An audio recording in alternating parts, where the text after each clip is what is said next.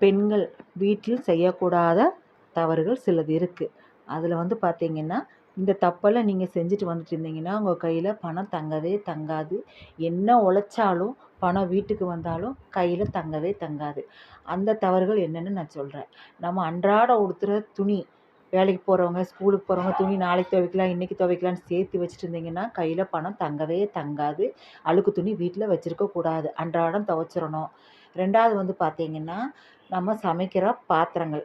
இந்த சமைக்கிற பாத்திரங்கள் வந்து பார்த்தீங்கன்னா, சமைச்சு முடிச்சோன்னே ஒரு சிலர் உடனே கழுவுவாங்க. ஒரு சிலர் கழுவவே மாட்டாமல் அந்த பாத்திரங்கள அப்படியே சேர்த்தி வைக்கிறது, எச்ச பாத்திரங்கள வந்து பிளேட்லேருந்து எல்லாமே கழுவாமல் வைக்கிறது 2வது தப்பு. 3வது என்ன பார்த்தீங்கன்னா, நம்ம வீட்டில் விளக்கு பற்ற வைப்போம் மாலை நேரத்தில். அந்த மாலை நேரத்தில் விளக்கு பற்ற வச்ச பின்னாடி தலை சீவுவாங்க ஒரு சிலரெல்லாம். அப்படி தலை சீவக்கூடாது. தலை விரி கோலமாக இருக்கவே கூடாது. அப்புறம் பார்த்தீங்கன்னா, தலை சீவுனாலும் அந்த தலைமுடியில தரையில் விழுகிற தலைமுடியில ஒரு சிலர் எடுக்கவே மாட்டாங்க.